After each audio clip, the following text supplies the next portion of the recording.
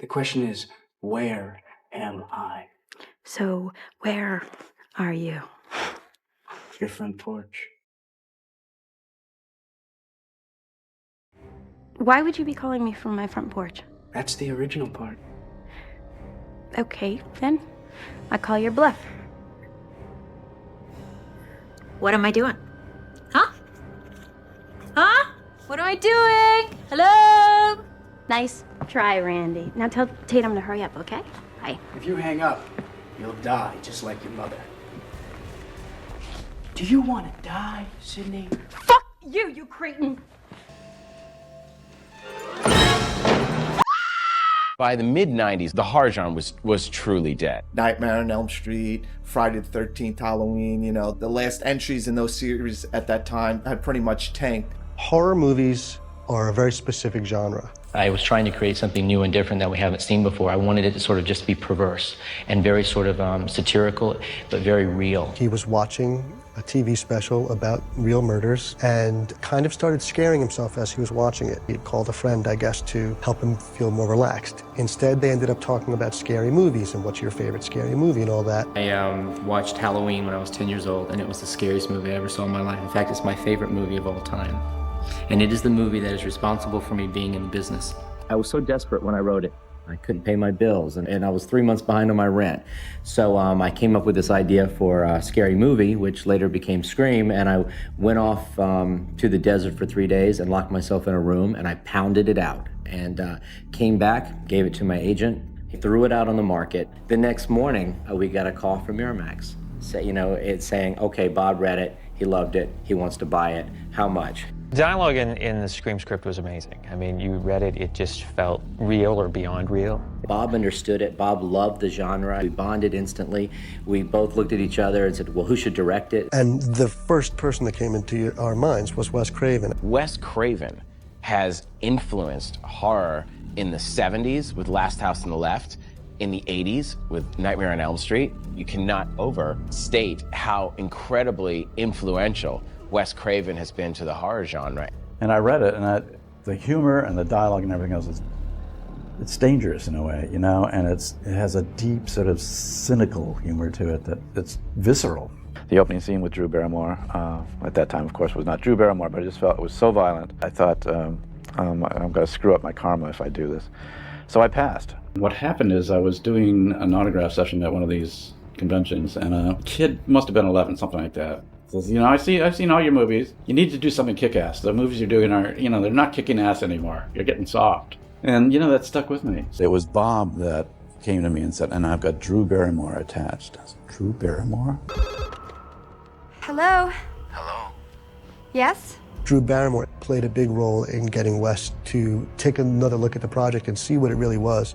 I said, okay, I'm going to do one more kind of to-the-wall horror film. And I called up Bob, and I says, Bob Weinstein. And I said, okay, I'll do it. When he came on board, we knew we had something. There's a very interesting sort of study of how the kids' perception of what violence is and how do you deal with it, how it switches from their film idea.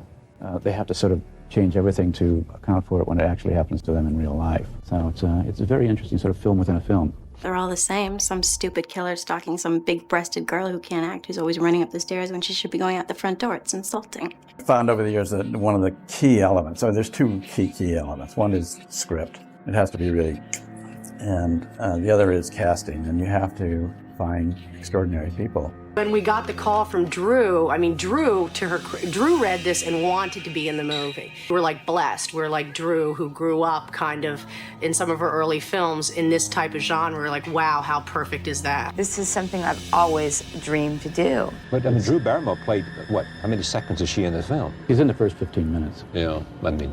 But she is the first 15 minutes. Then she leaves. Yes. It was such a canny decision. She worked for 5 days, and she made a niche in cinematic history for her genre films in that 5 days of incredible work. The way that Wes did that iconic opening scene and marketing the entire movie as like Drew Barrymore's movie and then having her killed in the first 10 minutes. That's what made a lot of people love the franchise. It was a calculated risk, and we didn't know whether the audience would even forgive us for that.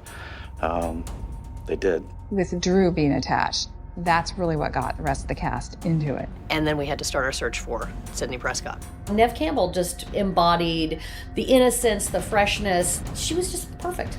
So you thought you could just sneak in my window and you would have a little bump? No. Hey, I would never think of breaking your underwear rule, all right? I just thought that, maybe we could do a little on top of the clothes stuff? Huh?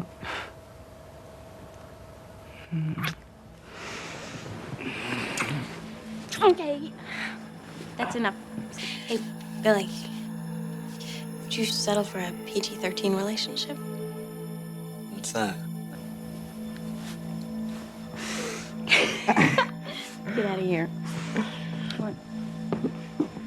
When I first met her, I said, oh, gosh, she looks so sort of soft and kid next door. I wonder if she has any idea what she's in for. Neve turned out to be incredibly resourceful, both as an actress and just as a physical human being.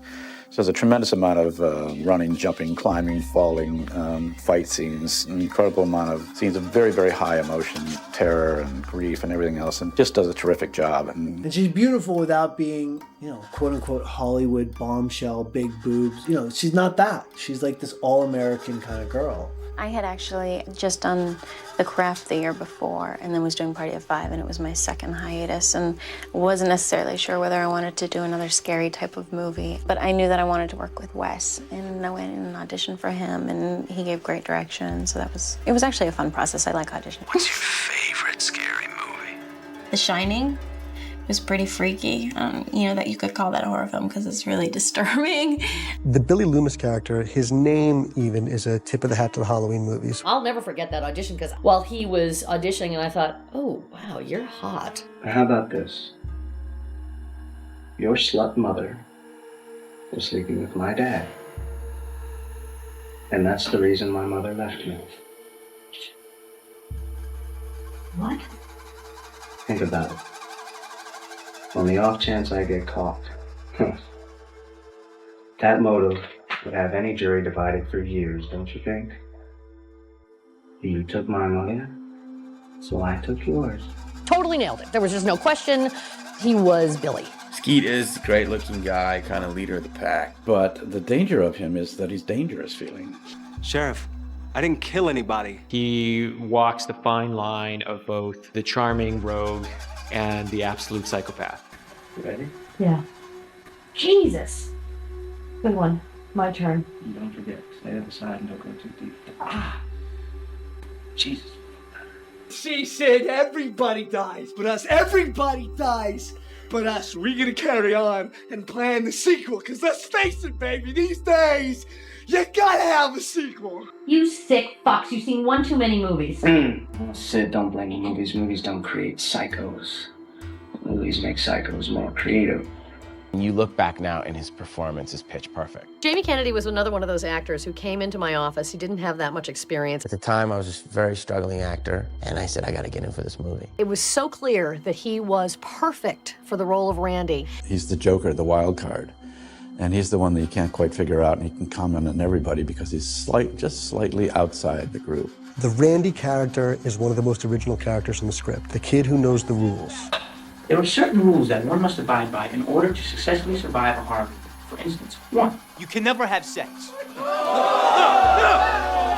Big no-no! Big no! I'm a dead man. Sex equals death, okay? Number 2, you can never drink or do drugs. And 3, never, ever, ever, under any circumstances say, I'll be right back. Hey, you want another beer? Yeah. I'll be right back. Hello, Sidney. Roger Jackson, the perfect voiceover artist. His voice is just creepy and menacing enough. You hear that voice, it still gives you chills. Well, Roger, the voice on the telephone, he just had a voice of intelligence and malevolence, and he could really get into it. Typically in Hollywood, the guy would be standing behind camera, giving the other lines. He would be someplace quite distant on a real telephone talking to them. It was always a point to keep us separate, because my job is to frighten them during the filming. And we brought him onto the set when Drew was not there, and we hid him in a part of the house where she never saw him, and she never I don't think she ever met him. So his voice was a complete mystery and totally in that character for her. I think it was a really great choice of Wes's to not have any of the actors actually meet Roger, because I think it helped us all to stay in character and not be so familiar with him as a person. We ended up with just the absolutely best cast that I've ever had a chance to direct, and I think one of the best casts in this kind of movie ever. The script just says Ghostface. We had no idea what that looks like. Ghostface, my buddy, was on the bed in the upstairs of a house that we were looking at in Santa Rosa. It was sitting on two pillows in this very, very nice little grandma's.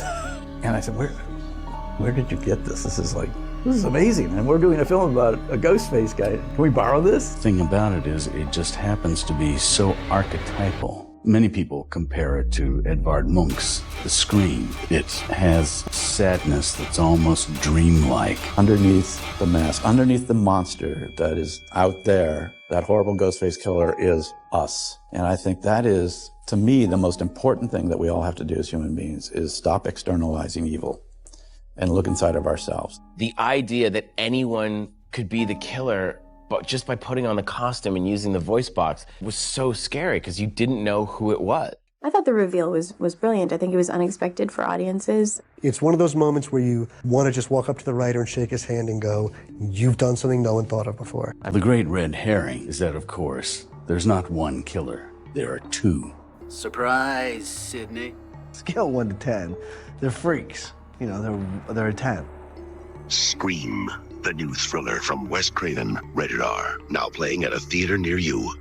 We went to see our movie and there was nobody in the audience. We thought, oh, we didn't nail it, we didn't get it, it's not gonna make a lot of money. And then the next weekend, instead of going down, and normally a film that doesn't do well goes down 50, 60%, it went up. And then it just kept going and going and going. Wow. And then, bang, it took off. The movie held the record for a long time as the highest grossing horror movie of all time. Scream certainly will be seen as the iconic horror movie of the 90s. The horror genre just came back, came back very powerfully. Scream opened the floodgates to a full-blown slasher revival. I Know What You Did Last Summer, Urban Legend, and they just kept coming out one after the other. Horror was hot again. Did we know it was going to be a touchstone of pop culture? No. And now every Halloween, kids come to my door in the Scream mask, which is fun. A lot of people think, oh, Wes Craven, he makes all these horror films, he's got to be really sick and really twisted, and they always ask me that, and he's actually not. He's very zen in a lot of ways. He's a very calm spirit. He keeps a very cool atmosphere on set, and he's very warm and deep in a lot of ways. He is not only the epitome of the scary movie genre, I think he is also one of the finest directors I've ever worked with in my life.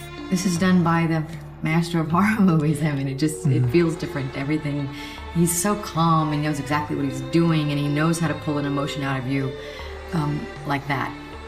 Just before my father died, my mother, I think during the time of their troubles in their marriage, they were invited to a church and became converted to fundamentalist Christianity, to a Baptist church. That really became the base of our lives. One of the things about the church was that they believed movies were going to the devil. The only films we were allowed to see were Disney films. You didn't see any movies. Right. And the notion was until high school, right? Or when was it? Did you first actually, senior in college. You saw your first film?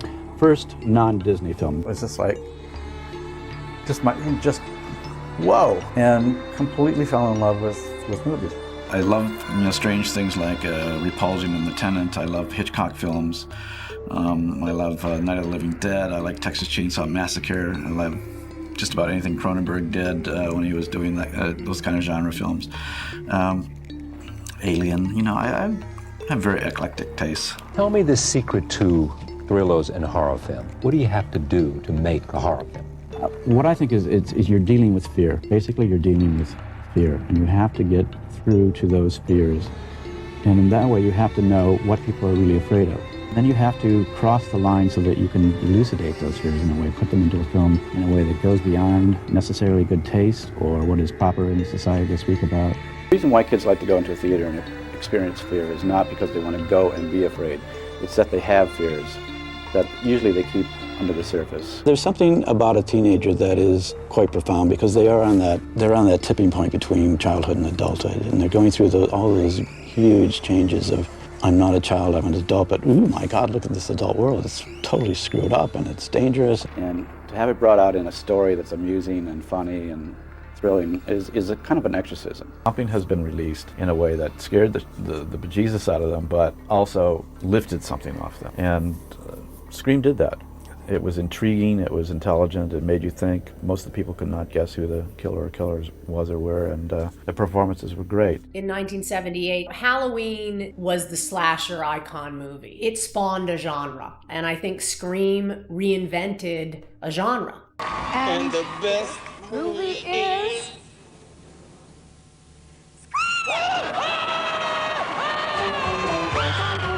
Do you like scary movies? I can embrace the scary movie. I can now. Because you're in a scary movie, you know all the tricks, so Yeah. you don't get as scared when you go to a scary movie because you're actually thinking, oh, I know what's happening right there. Yeah, exactly. But they can be great. I mean, they can be great fun. I saw one when I was 13. I saw The Changeling with George C. Scott, and it's an absolutely terrifying film. And after that, I wouldn't watch any horror film. Right.